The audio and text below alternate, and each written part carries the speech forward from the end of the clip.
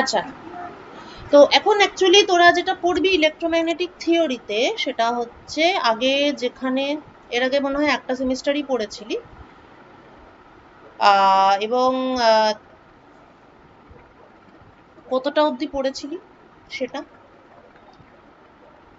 EM theory till নাও?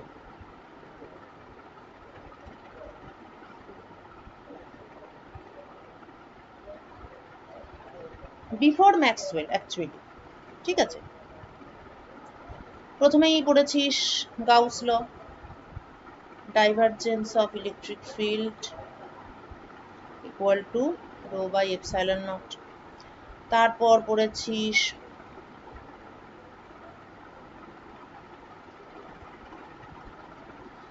তারপর পড়েছিস divergence B zero, এটার কোনো নাম নেই।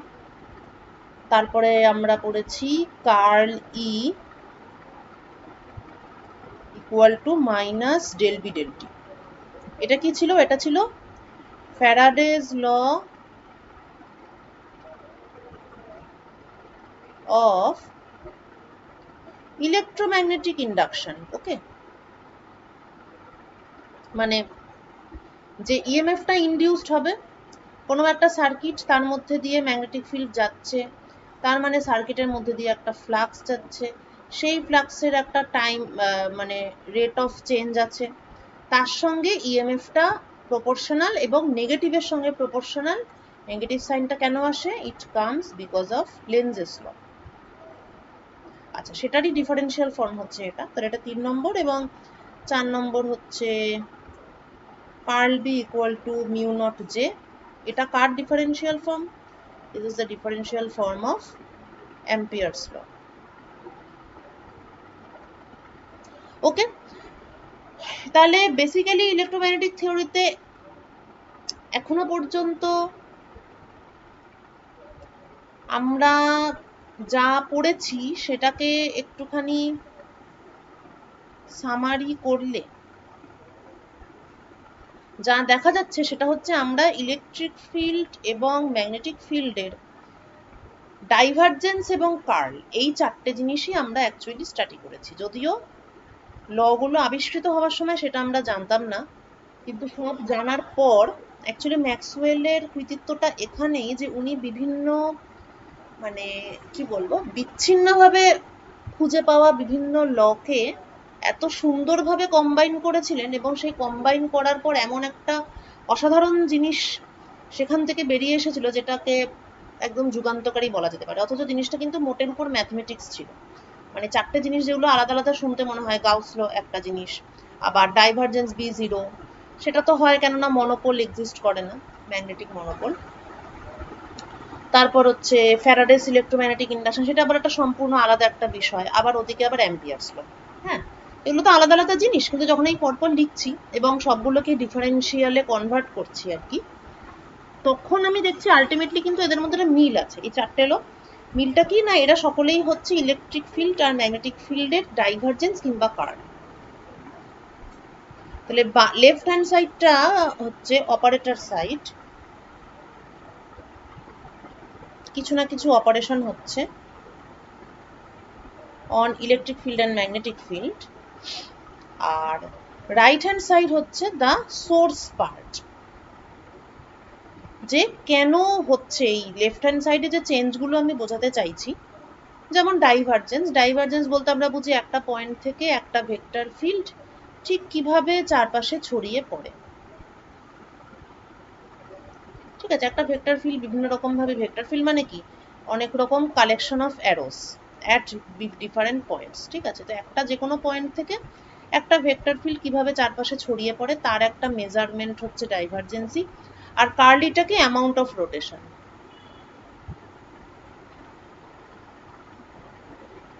তাহলে লেফট হ্যান্ড সাইডটা হচ্ছে কি ইলেকট্রিক ফিল্ড বা ম্যাগনেটিক ফিল্ডের বিহেভিয়ারটা কেমন ভাবে ছড়িয়ে পড়ছে বা কেমন ভাবে রোটেট করছে।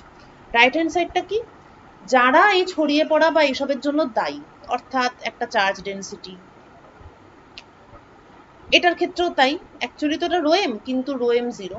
ম্যাগনেটিক মনোপোল যেহেতু থাকে না, তাহলে বেসিক্যালি চার্জ ডেন্সিটি, এখানে কারেন্ট ডেন্সিটি, এখানে অবশ্য সেটা নয়, মানে বিটাকে সেই অর্থে সোর্স বলা যায় না, কিন্তু হ্যাঁ এটাও ঠিক যে বি এর একটা টাইম রেট অফ চেঞ্জ আছে, সেটা একটা কজ হিসাবে ধরা যেতে পারে। তাহলে রাইট হ্যান্ড সাইডটা হচ্ছে রিজন বা সোর্স, লেফট হ্যান্ড সাইডটা হচ্ছে behaviour of field, behaviour of vector fields.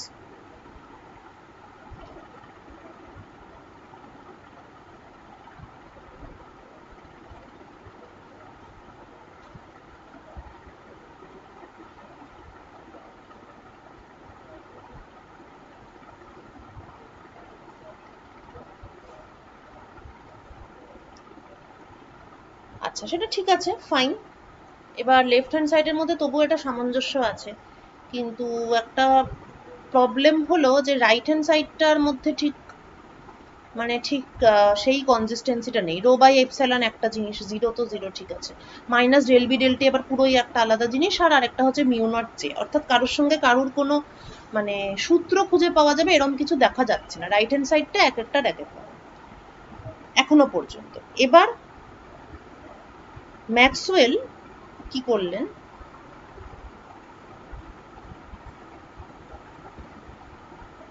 প্রথমত ম্যাক্সওয়েল এই চারটি ইকুয়েশনের মধ্যে একটা ইকুয়েশনের ক্ষেত্রে একটা লুপ হোল খুঁজে বার করলেন,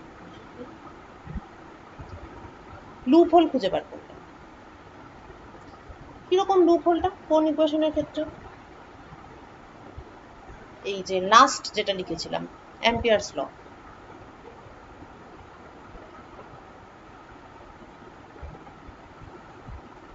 curl B equal to mu naught J.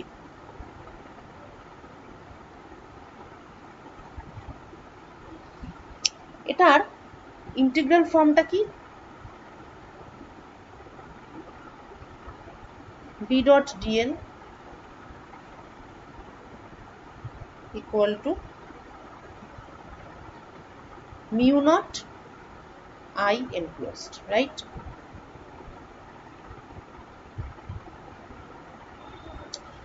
তো বক্তব্য হচ্ছে এটা যে মানে এই স্পেসের মধ্যে কোনো একটা রিজিয়নে আমি একটা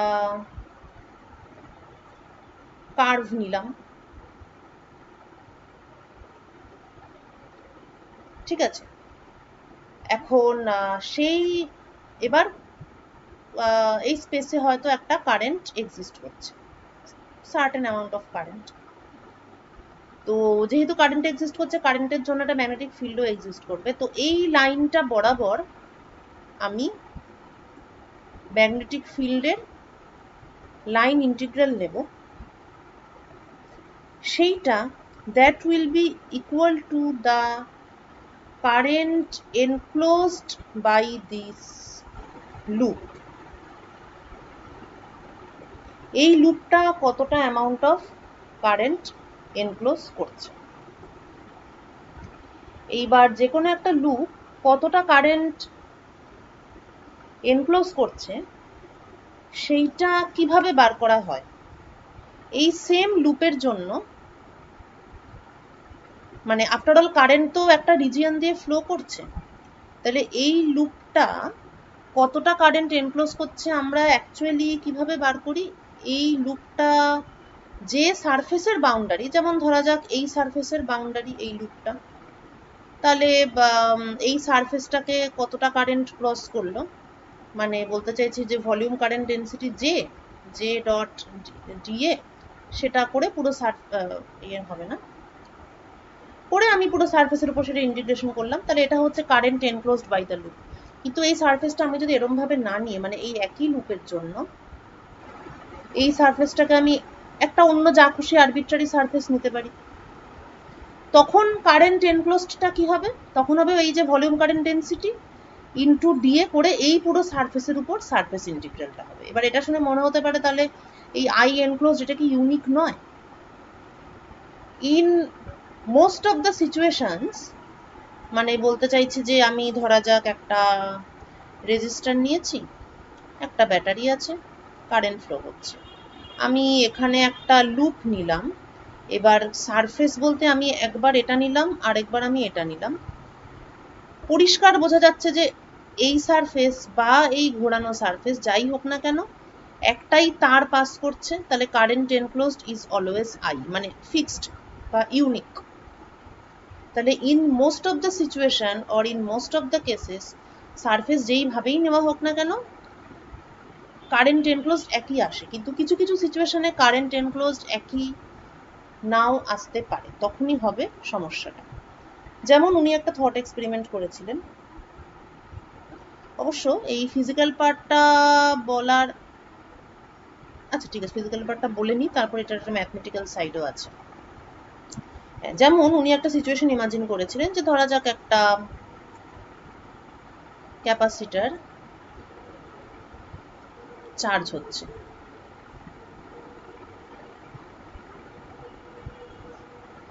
ঠিক আছে? তাহলে দ্য সার্কিট ডায়াগ্রাম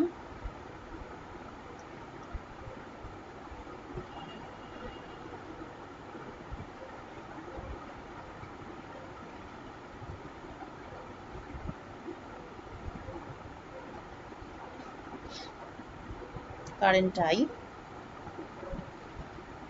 আচ্ছা এবার আমি লুপ নিলাম, এটা আমার অ্যাম্পিয়ারিয়ান লুপ। এবার এই লুপের উপর আমি অ্যাম্পিয়ার্স ল অ্যাপ্লাই করব। বি ডট ডিএল, এটার কিছু একটা ডেফিনিট ভ্যালু থাকবে।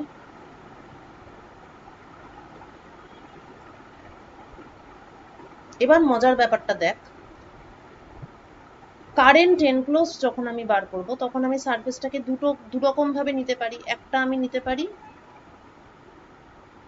জাস্ট এই সারফেসটা, যদি এই সারফেসটা হয় তাহলে current enclosed will be the current I. কিন্তু যদি আমি সারফেসটাকে ক্যাপাসিটরের মাঝের ফাঁকা জায়গাটা দিয়ে পাস করাই তাহলে কিন্তু current enclosed will be zero. কারণ এখানে দুটো ক্যাপাসিটরের প্লেটের মধ্যে দিয়ে অবভিয়াসলি ফিজিক্যালি কোনো কারেন্ট ফ্লো হচ্ছে না।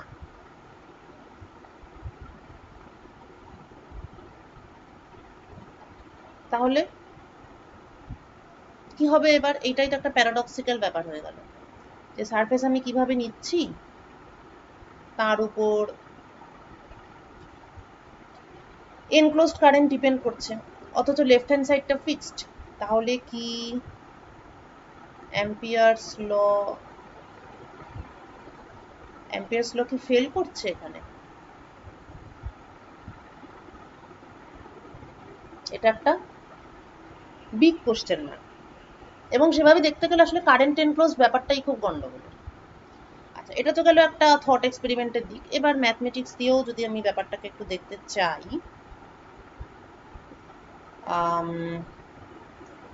আমার কার্ল রিলেশন কি কি আছে? একটা আছে curl E equal to minus del B del T, আর একটা আছে curl B equal to mu naught J. আচ্ছা আমি এখানে উভয় পক্ষে যদি ডাইভারজেন্স নিই তাহলে divergence of curl E equal to divergence of minus del v del t। এবার একটা টাইম ডেরিভেটিভ আর একটা স্পেশাল ডেরিভেটিভ, সুতরাং এদেরকে ইন্টারচেঞ্জ করা যাবে। সুতরাং minus del del t of divergence B. এবার ডাইভারজেন্স বি হচ্ছে জিরো, সুতরাং এটা জিরো। আর এমনিতেও divergence of any curl is always zero, সুতরাং এটা লেফট হ্যান্ড সাইড আর মানে উভয় পক্ষে ডাইভারজেন্স নেওয়ার পরে জিনিসটা কনসিস্টেন্ট হলো। কিন্তু যদি কার্ল বির ক্ষেত্রে আমি সেম জিনিসটা রিপিট করি, divergence of curl B equal to mu naught divergence J.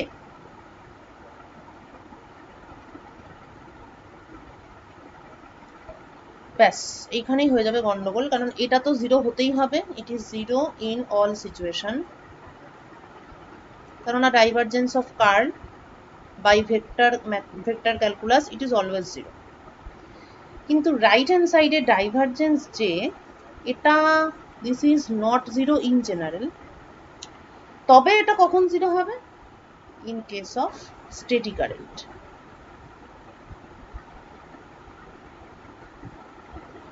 কোনো একটা তারের মধ্যে দিয়ে একটা fixed amount of current consistently flow হচ্ছে, তখন সেটা কোনো স্পেশাল ভেরিয়েশন বা টেম্পোরাল ভেরিয়েশন নেই, the current is zero, it is divergence যে তখন জিরো। কিন্তু যখন কারেন্টটা স্টেডি নয়, অর্থাৎ যখন আমি ম্যাগনেটোস্ট্যাটিক্সের মধ্যে নেই, তখন তার মানে basically Ampere's law can't be right.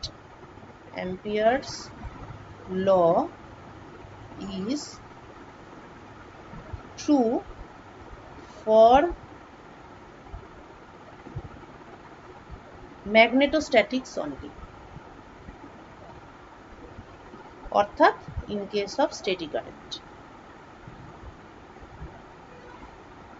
বায়োসাভার্টস law বা এগুলো সবই কিন্তু স্টেডি কারেন্টের জন্যই ডিফাইন করা ছিল। তাহলে এই হচ্ছে শুরুয়াত। কিসের শুরুয়াত? ইলেকট্রোডাইনামিক্স। ইলেকট্রোডাইনামিক্সের স্টার্টিং পয়েন্ট হচ্ছে এটাই, এবং এটাই হচ্ছে এন্ডিং পয়েন্ট অফ ম্যাগনেটোস্ট্যাটিক্স। মানে যতক্ষণ স্টেডি কারেন্ট ততক্ষণই এই রিলেশনগুলো ঠিক আছে, কিন্তু যখনই কারেন্টটা it is changing with time, তখন আর ব্যাপারটা মোটেও ঠিক নেই। এবং এখানে অ্যাকচুয়ালি সেই জিনিসটাই ঘটছে, কেননা যখন একটা ক্যাপাসিটার চার্জ হয় তখন কিন্তু কারেন্ট ইজ নট স্টেডি। এই জন্যেই অ্যাম্পিয়ার্স ল এখানে ফেল করছে, কেননা অ্যাম্পিয়ার্স ল হোল্ডস ফর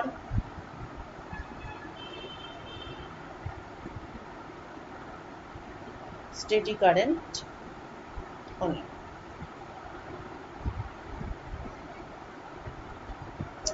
ঠিক আছে, তাহলে তার মানে দাঁড়ালো যে যখন কারেন্টটা স্টেডি নয় তখন তার জন্য আমাকে একটা টার্ম ঢোকাতে হবে। অ্যাকচুয়ালি এখান থেকেই ব্যাপারটা বোঝা যাচ্ছে যে রাইট হ্যান্ড সাইডে এটা তো জিরো হচ্ছে না, কিন্তু I have to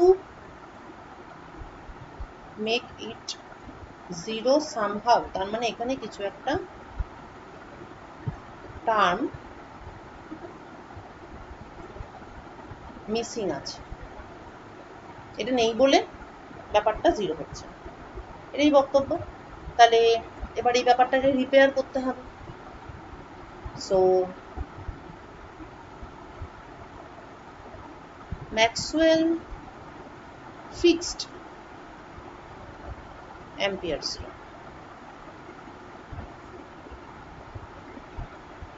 how?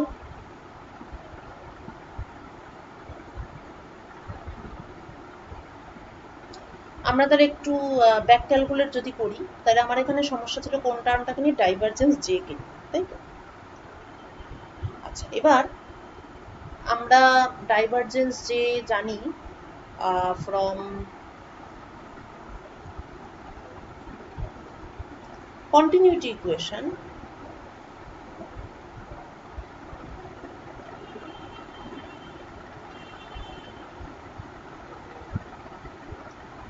From continuity equation আমরা জানি divergence J is minus del rho del t। আবার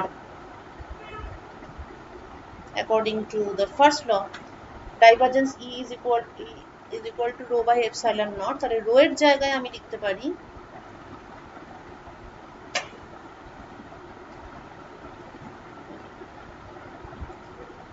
epsilon naught divergence E equal to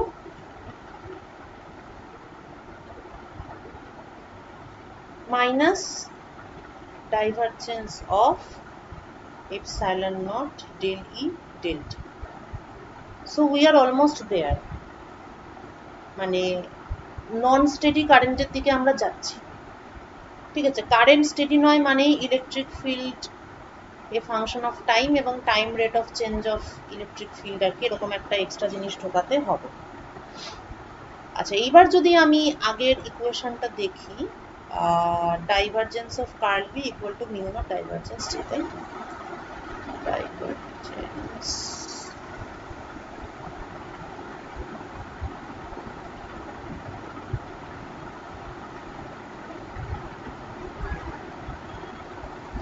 RB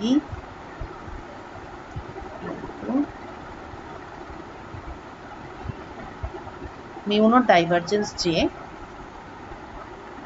এবং ডাইভারজেন্স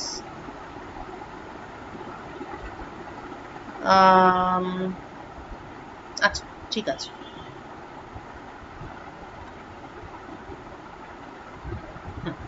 তো সমস্যাটা কি, divergence of curl B equal to 0, কিন্তু mu naught of divergence J is not always 0, divergence J is equal to minus divergence of epsilon naught del E del t, that is যখন steady current হবে তখন daily ডেলটিটা 0 হবে, তখন divergence J 0 হবে, otherwise divergence J 0 হবে না। Otherwise কোন কোয়ান্টিটিটা 0 হবে, divergence of J plus epsilon naught del E del t, এই কোয়ান্টিটিটা 0 হয়। মানে ডাইভারজেন্স অফ কার্ল বি যেমন সবসময় 0 হয়, divergence of J plus epsilon naught del E del t এইটা সবসময় 0 হয় in any situation.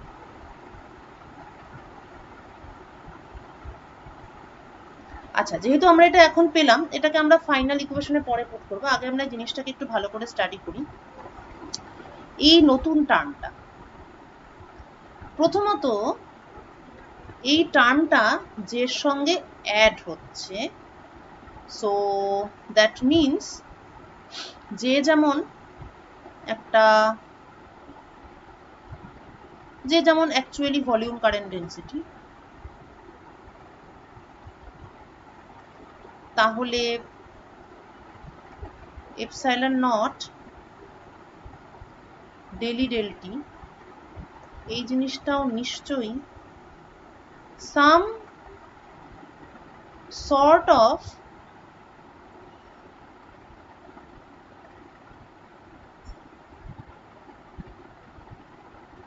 Volume current density.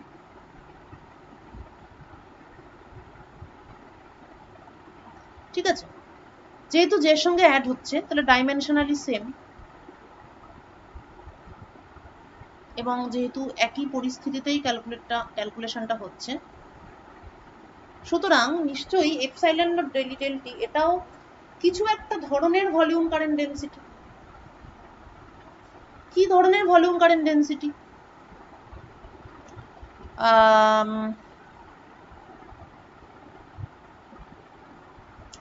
এই ছবিটা যদি একটু দেখা যায়, যেটা নিয়ে গন্ডগোলটা শুরু হয়েছিল, এইটা, ঠিক আছে, তো এই ছবিটা যদি আমি একটু দেখি, এই ছবিটাকে আরেকবার এখানে আঁকি,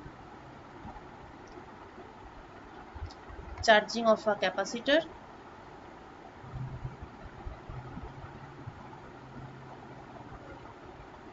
কারেন্ট ফ্লো হচ্ছে, ওকে, এবার এখানে অ্যাম্পিয়ারিয়ান লুপ, এবং এই হচ্ছে আমার সারফেসটা।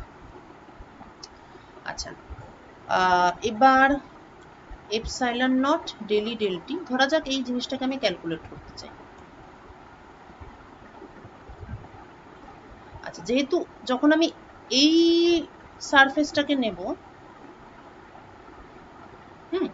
তখন তো একটা স্টেডি কারেন্ট ফ্লো হচ্ছে, সেটা হচ্ছে I, সুতরাং for the red surface this value is 0, কিন্তু for the green surface there is no such steady current I, যেটা কিনা এই সারফেসকে ক্রস করছে, এরকম কিছু নেই। কিন্তু এই রিজিয়নটায় কি আছে, এই রিজিয়নটায় একটা ডেলি ডেলটি আছে। কেন আছে, কেননা একটা নন জিরো ডেলি ডেলটি আছে, because the capacitor is still charging.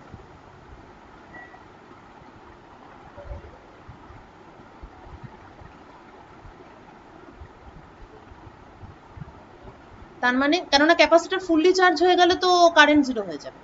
ওই ব্যাপারটা আশা করি মনে আছে, যে ক্যাপাসিটর চার্জিং এর ইকুয়েশন, যদি ক্যাপাসিটরের চার্জকে যদি প্লট করি, তাহলে তো ব্যাপারটা এরম হয়, কিউ নটে গিয়ে স্টপ হয়, আর আমি যদি চার্জিং কারেন্টটাকে প্লট করি, তাহলে কিন্তু জিনিসটা এরকম হয়ে 0 হয়ে যায়, কেননা ফুললি চার্জ হয়ে গেলে তো এটা প্লাস মাইনাস, আর যখন ফুললি চার্জ হয়ে যাবে তখন মানে ডিউরিং চার্জিং এ এখানে প্লাস থাকে এখানে মাইনাস থাকে, আর ফুললি চার্জ হয়ে গেলে তো এখানে V0 থাকলে এটার অ্যাক্রসেও V0 হয়ে যাবে, তখন তো একটা আরেকটাকে নালিফাই করে দেবে, দিয়ে কারেন্ট 0 হয়ে যাবে।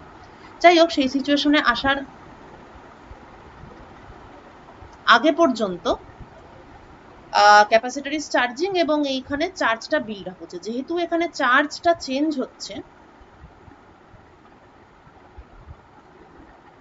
during charging the charge density changes on the plates. সুতরাং স্বাভাবিকভাবেই the electric field in between the plates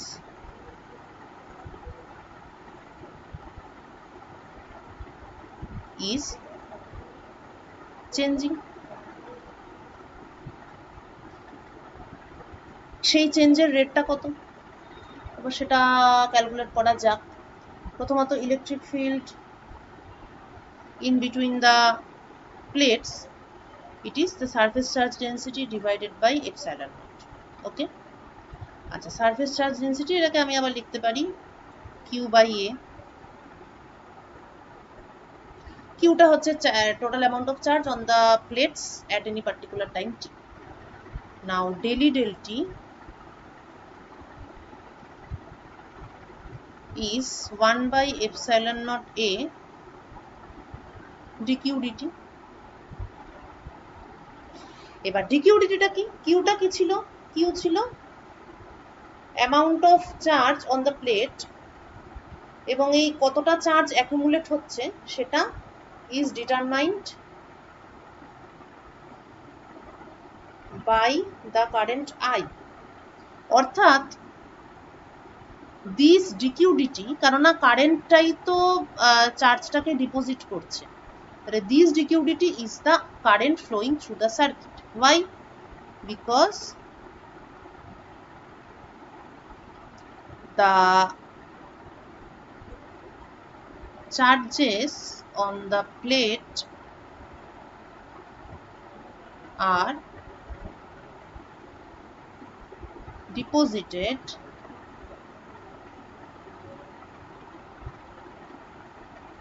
by the flowing current.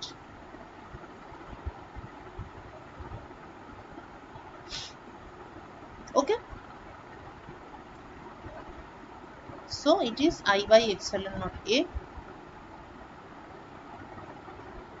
তাহলে যে কোয়ান্টিটিটা আমরা বের করতে চাইছিলাম epsilon naught del E del T, সেইটা হচ্ছে গিয়ে I by A। Very important.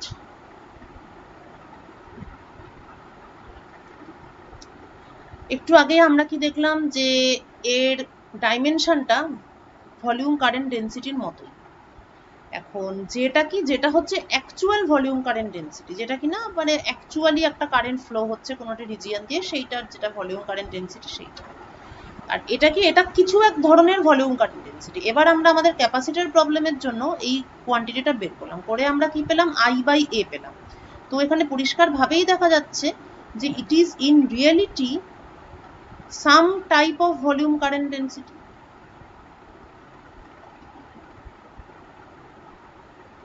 Clear? কিন্তু এটা কি ধরনের ভলিউম কারেন্ট ডেন্সিটি হলো? এবার সার্কিটটার দিকে আরেকবার তাকাই।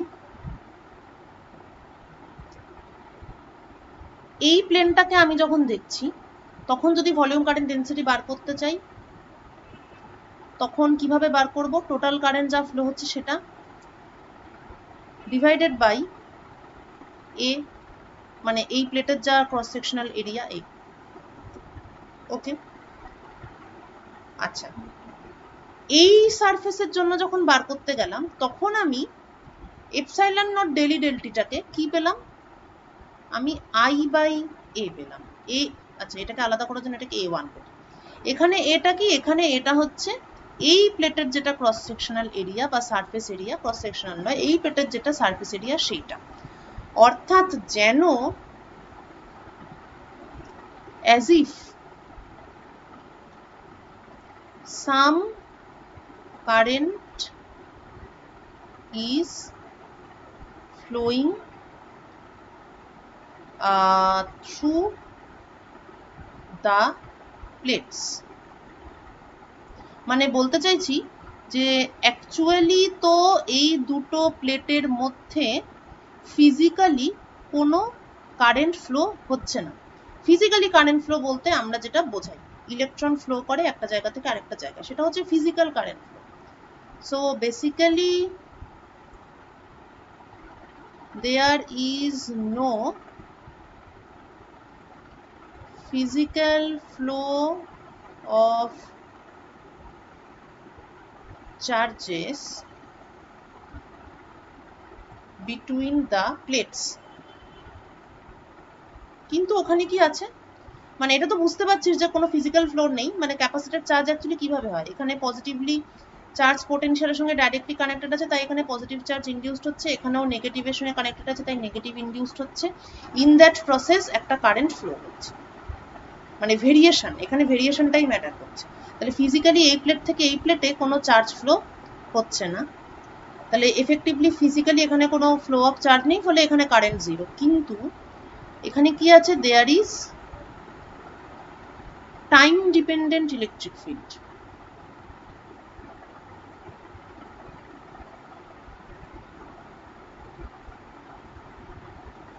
এবং যখন আমি epsilon naught del E del t evaluate করছি, তখন আমি পাচ্ছি I বাই A, অর্থাৎ current divided by plate area,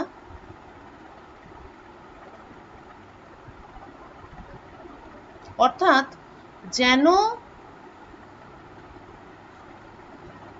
যেন এখান থেকে এখানে একটা কারেন্ট I ফ্লো হচ্ছে, অ্যাজ ইফ। তাহলেই তো এটা সম্ভব, মানে এখান থেকে এখানে যদি ফিজিক্যালি কারেন্ট ফ্লো হতো, তাহলে আমি যে ভলিউম কারেন্ট ডেন্সিটি পেতাম সেটাই আমি এখানে পাচ্ছি। বোঝা গেছে? তাহলে এটা ভলিউম কারেন্ট ডেন্সিটি, কিন্তু এটা ফিজিক্যালি মানে অ্যাকচুয়াল ভলিউম কারেন্ট ডেন্সিটি নয়, ওই ধরনের একটা জিনিস। তাই এটাকে অরিজিনাল জেড থেকে আলাদা করার জন্য এটাকে বলা হয় জেডি, এবং এই কারেন্টটাকে বলা হয় ডিসপ্লেসমেন্ট কারেন্ট ডেন্সিটি।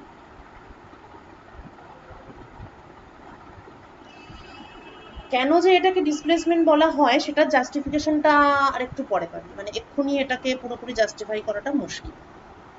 একটু নয়, অনেকটাই পরে পাবি, যখন পোলারাইজেশন দিয়ে ব্যাপারটাকে কিছুটা হলেও রিলেট করা যায়।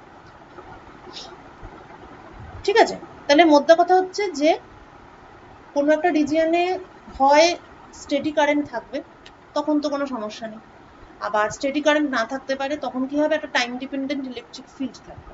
তখন একটা কি হবে, স্টেডি কারেন্টের মতন আরেকটা অন্য জিনিস পাওয়া যাবে, যেটাকে বলা হয় ডিসপ্লেসমেন্ট কারেন্ট ডেন্সিটি। তা আমি যখন অরিজিনাল কারেন্ট ডেন্সিটির সঙ্গে ডিসপ্লেসমেন্ট কারেন্ট ডেন্সিটিকেও কনসিডার করব, তখন অ্যাকচুয়ালি অ্যাম্পিয়ারস লটা will be 100% কারেক্ট, কারণ না তখন ও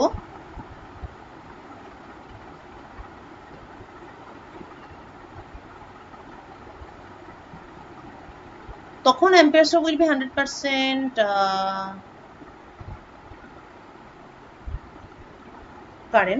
কারেক্ট, কেননা তখন ইট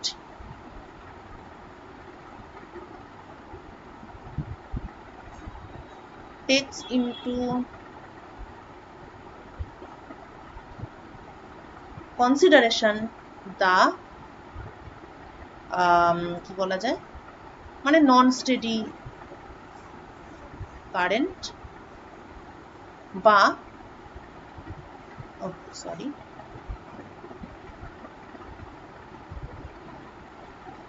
it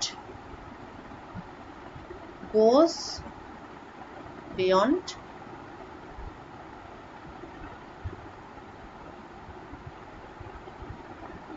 magnetostatics.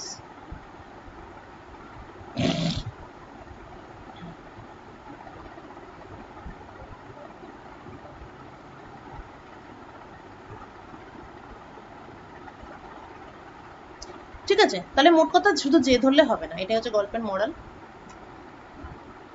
তাহলে আমাকে অ্যাম্পিয়ার্স ল কারেকশন করতে হবে এবং এখানে ডাইভারজেন্স জে এর সাথে আমাকে লিখতে হবে epsilon naught del E del T. Modified Ampere's law will be curl B equal to mu naught J plus JT.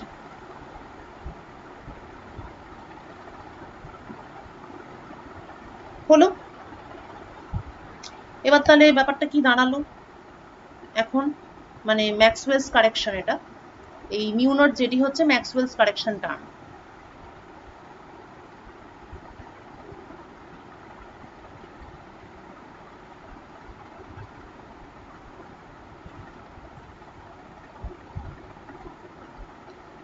So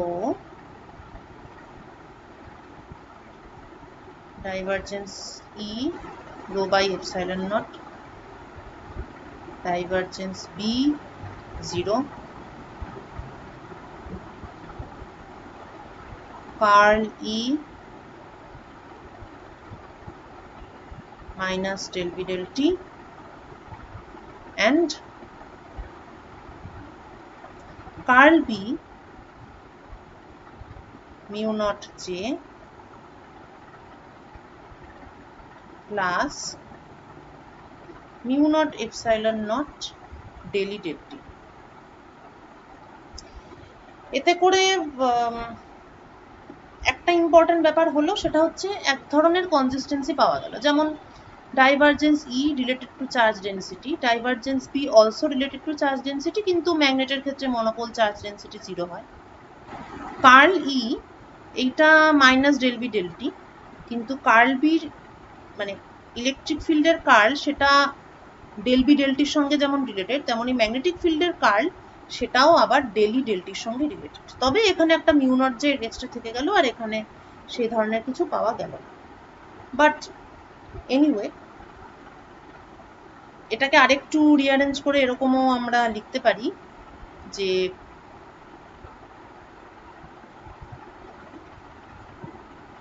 curl E plus del B del t equal to 0, আর curl B minus mu naught epsilon naught del E del t is equal to mu naught J. এরম ভাবে যদি লিখিস তাহলে ওই ব্যাপারটা হবে যেটা বলছিলাম, যে লেফট হ্যান্ড সাইডে শুধু ভেরিয়েশনটা আর রাইট হ্যান্ড সাইডে হচ্ছে সোর্সটা, অর্থাৎ চার্জ ডেন্সিটি বা কারেন্ট ডেন্সিটি। ওকে, সো এই হচ্ছে these are the 4 Maxwell's equation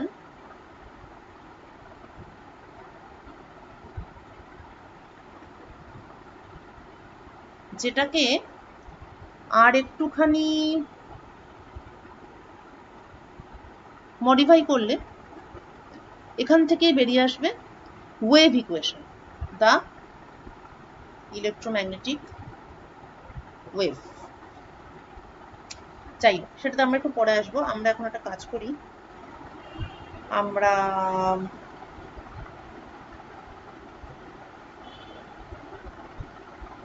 বলছি। আচ্ছা, ডিসপ্লেসমেন্ট কারেন্টের ব্যাপারটা আরেকটু স্টাডি করি। Problem 1,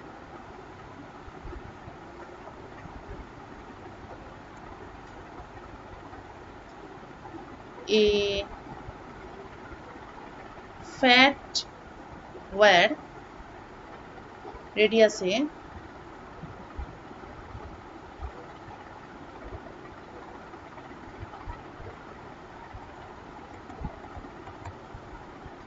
carries a constant current I.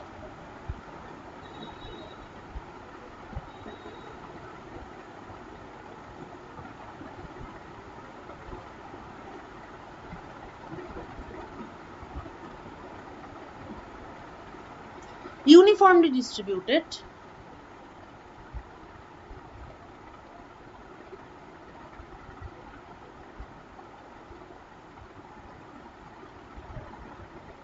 over its cross section.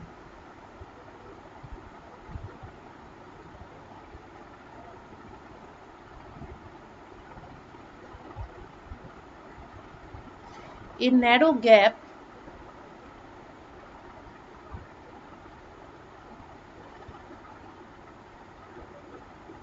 in the wire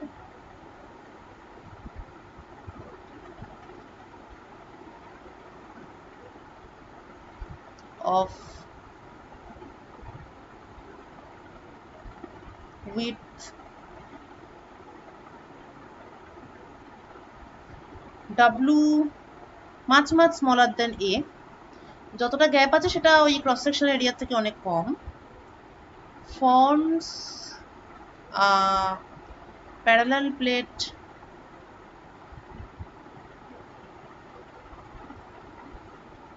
capacitor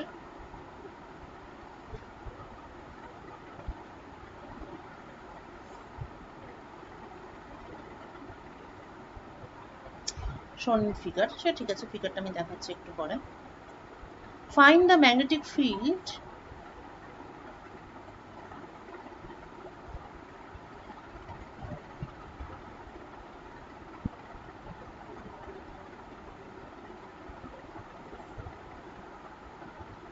in the gap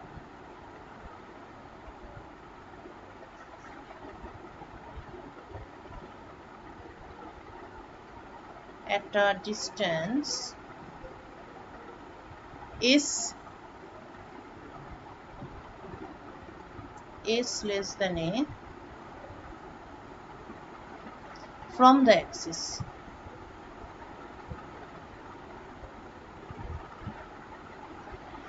আচ্ছা, কি বলছো? অঙ্কটা খুব সুন্দর অঙ্ক, এই চ্যাপ্টারে আছে বলে অ্যাটলিস্ট এটা বোঝা যাচ্ছে যে কিভাবে এগোতে হবে। আদারওয়াইজ তোকে যদি ইন জেনারেল এমনি অঙ্কটা দেওয়া হতো তাহলে তো তুই সেই কঠিন কঠিন বায়োসাভার্স ল বা এই ধরনের ফর্মুলা টর্মুলা ইউজ করার কথা ভাবতিস, মানে ভাবতাম, আমি নিজেও হয়তো ভাবতাম। আচ্ছা, কি বলছে, একটা ফ্যাট ওয়্যার যার রেডিয়াস হচ্ছে a,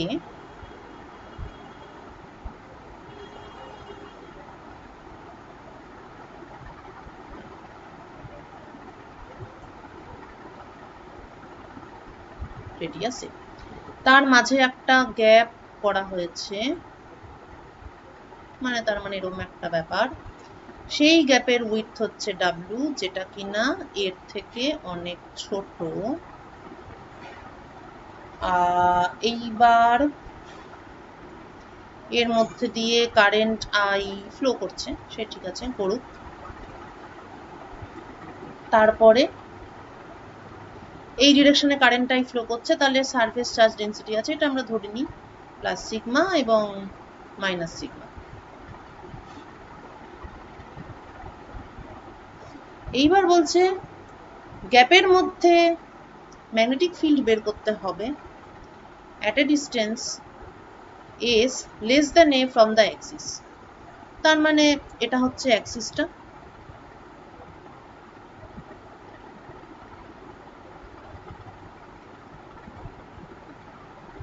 this is the axis।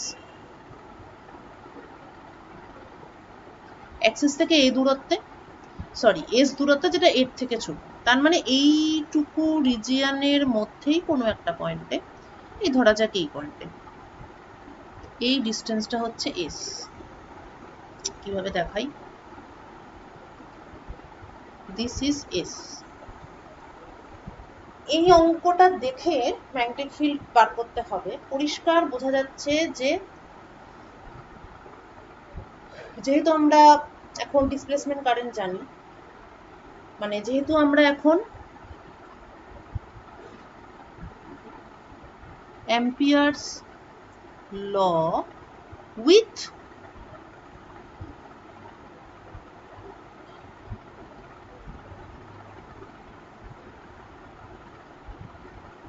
Displacement current, এই ব্যাপারটা যেহেতু আমরা জানি, সুতরাং বোঝা যাচ্ছে যে এখানে আমরা সরাসরি ডিসপ্লেসমেন্ট কারেন্টের কনসেপ্টটা ইউজ করতে পারি। আচ্ছা, নেক্সট কোয়েশ্চেন হলো যে Ampere's law with displacement current, এটা আমাকে এখানে যদি ইউজ করতে হয় তাহলে এবার এখানেই ম্যাগনেটিক ফিল্ডটা বার করতে হবে, তাহলে লুপটা আমাকে এই গ্যাপেই নিতে হবে। তাহলে গ্যাপটা হচ্ছে এরকম,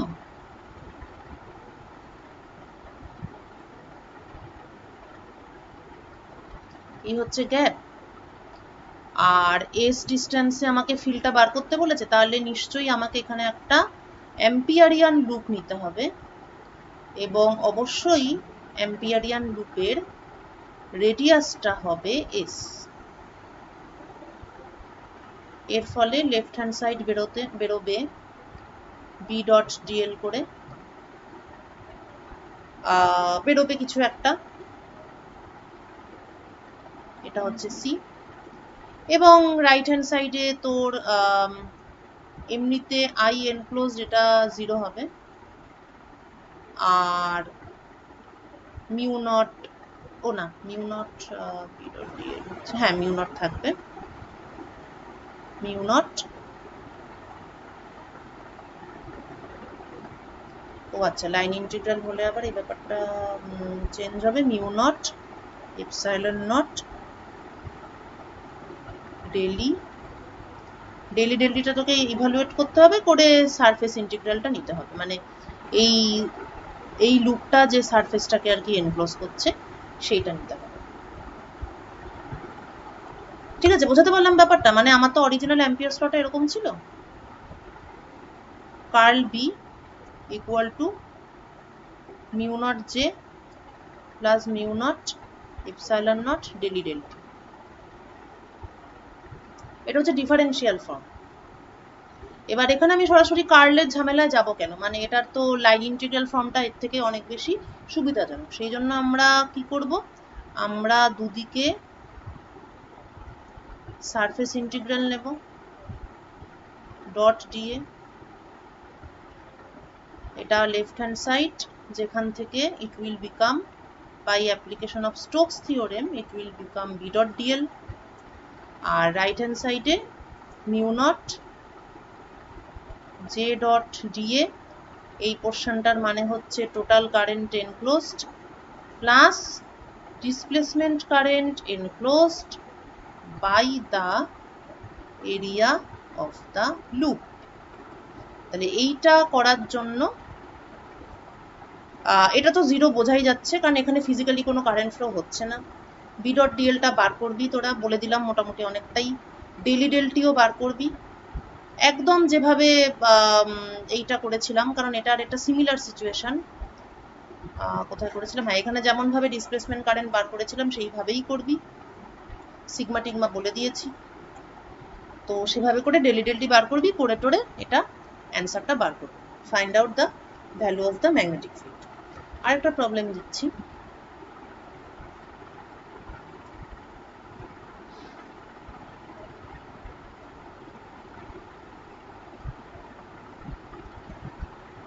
বলছি।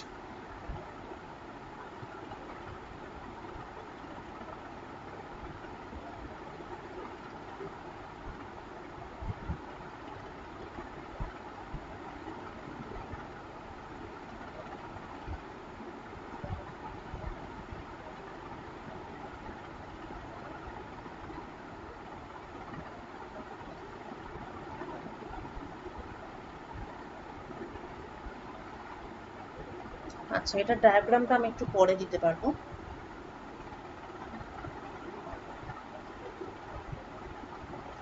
আমার কাছে কপিটা নেই আর কি। আপাতত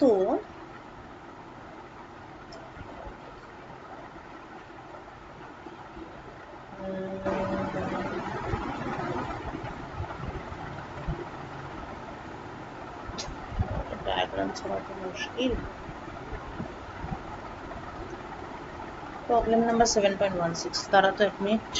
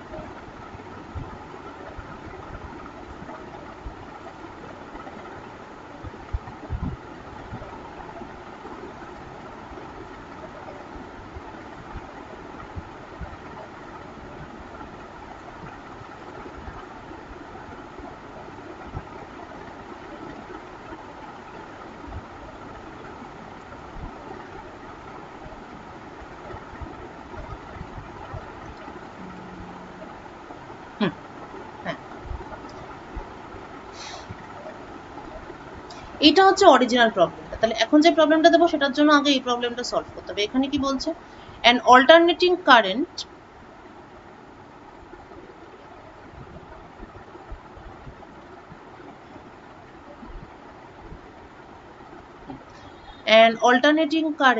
flows down a long straight wire and returns along a coaxial conducting tube of radius a.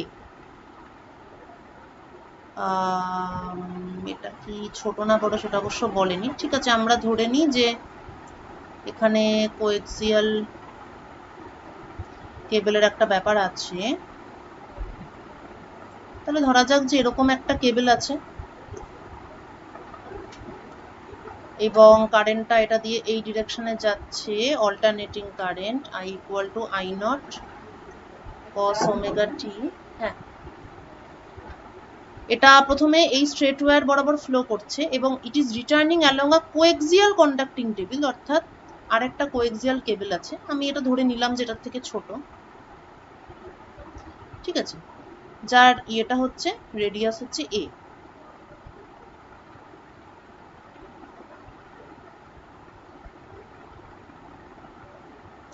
তো আউটার না ইনার বলেনি, যাই হোক। তাহলে কারেন্টটা এইটা দিয়ে যাচ্ছে এবং এটা দিয়ে ফিরছে, ঠিক আছে। Now the question is, in what direction does the induced electric field point? এই কারেন্ট ফ্লো এর ফলে, এবং current flow is a function of time, তাহলে এই কারেন্টের দরুন যে ম্যাগনেটিক ফিল্ড ক্রিয়েট হয়েছে সেটাও টাইম ডিপেন্ডেন্ট। তাহলে এর দরুন যে ফ্লাক্সটা হবে, এবার কারেন্টের ডিরেকশনটাকে কনসিডার করে তোরা ম্যাগনেটিক ফিল্ডের ডিরেকশনটা বুঝতে পারবি, সেখান থেকে ফ্লাক্সটাকে ক্যালকুলেট করতে হবে, আর সেখান থেকেই ইনডিউসড ইলেকট্রিক ফিল্ডটা ক্যালকুলেট করতে পারবি using the fact that induced EMF is minus d phi dt, ঠিক আছে। সেখান থেকে ইলেকট্রিক ফিল্ডটা ক্যালকুলেট করতে পারবি using Faraday's law of electromagnetic induction. এই অঙ্কটা ট্রাই কর, ঠিক আছে, এটা ট্রাই করলে অনেক কিছু কনসেপ্ট ক্লিয়ার হবে। আচ্ছা, প্রথমে ডিরেকশনটা বার করতে হবে এবং তারপর assuming that the field goes to zero as, what is S now, S tends to infinity, এসটা আবার কি রে বাবা, ও আচ্ছা, এসটা হচ্ছে distance from the axis, I think, হ্যাঁ এটাই হবে। এই এটা আউটার কেবল, এটা ইনার কেবল, এদের মধ্যেকার রিজিয়নটাতে কি ইলেকট্রিক ফিল্ড ইনডিউসড হয়েছে ওটা বার করতে বলছে। As a function of S and টি,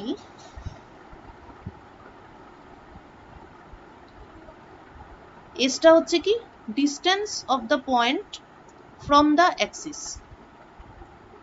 ঠিক আছে।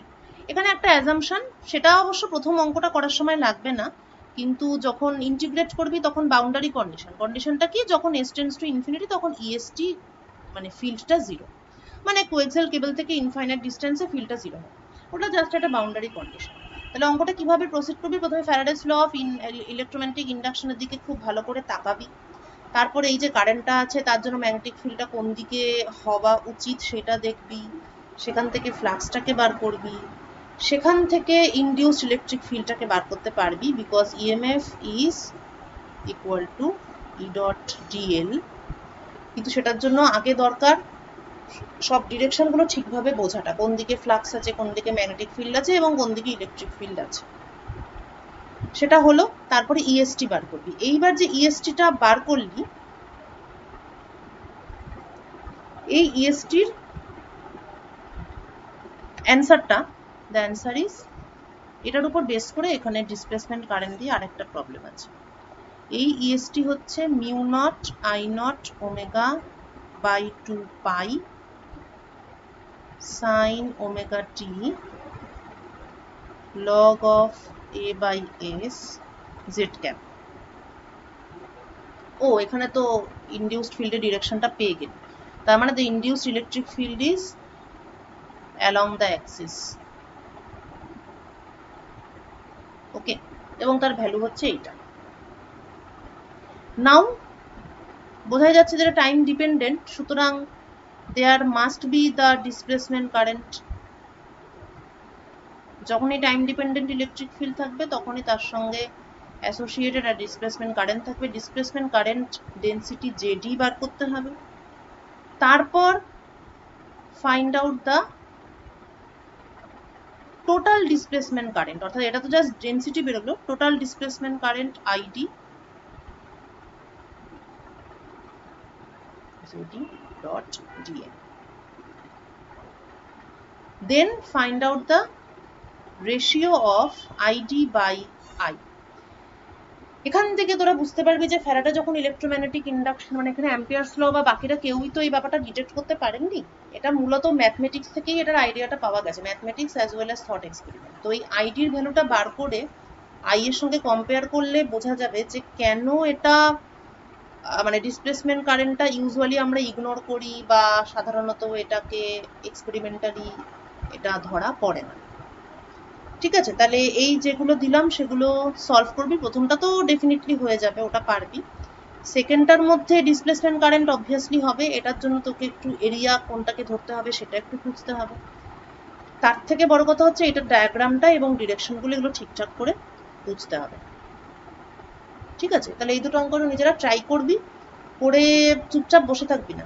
মানে যদি না হয় তাহলে আমাকে দেখাবি যে কতটা করে আটকে দিবি, সেটা পাঠাস যে কতটা করে আটকালি। ঠিক আছে, দরকার হলে এই জায়গাটা আর একটু রিভাইজ করে নিবি, Faraday's law of electromagnetic induction. ঠিক আছে, তাহলে এর পরের ক্লাসে আমরা কি করব? এর পরের ক্লাসে, ঠিক আছে, এটা যখন এই অবধি হয়েই আছে, তাহলে এর পরের ক্লাসে আমরা ম্যাক্সওয়েলস ল থেকে, এটা একটা ছোট্টই ম্যাথমেটিক্স, ম্যাক্সওয়েলস ল থেকে ইএম ওয়েভস, এই ব্যাপারটা কিভাবে আসছে সেটা দেখব, এবং সেটার পরে আমরা গেজ পোটেনশিয়াল এইটা দেখব। এই জায়গাটা এটাও খুব মানে খুবই ইন্টারেস্টিং একটা ব্যাপার। মানে এই যে ইলেকট্রিক ফিল্ড আর ম্যাগনেটিক ফিল্ড সো কল্ড আমরা বলছি, এটা ঠিকই, এবং ইলেকট্রিক ফিল্ড থেকে আমরা একটা পোটেনশিয়াল ডিফাইন করি, ম্যাগনেটিক ফিল্ড থেকেও আমরা একটা পোটেনশিয়াল ডিফাইন করেছিলাম আগে। কিন্তু ব্যাপার হচ্ছে যে এরা তো ঠিক ফিজিক্যাল কোয়ান্টিটি নয়, ফোর্সটাই বরং সেই তুলনায় অনেক বেশি ফিজিক্যাল কোয়ান্টিটি। এগুলো কিন্তু জাস্ট সবই ডিফাইন করা। ওকে, মানে যেহেতু কার্ল অফ ইলেকট্রিক ফিল্ড এটা 0 ফর স্ট্যাটিক কেস, সেখান থেকেই তো ভিটাকে ডিফাইন করা হয়েছে। তো এগুলো সবই কিন্তু ডিফাইন করা, ফলে আলটিমেট ফিজিক্যাল কোয়ান্টিটি কিন্তু ফোর্স বা ফিল্ডটা।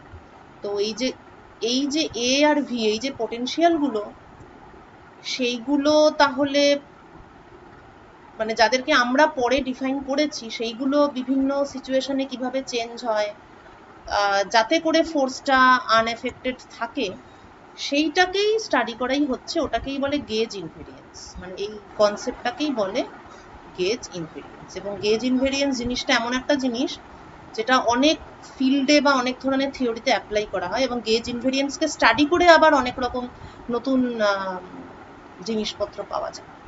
তো গেজ ইনভেরিয়েন্সটা আমরা পরের ক্লাসে করব।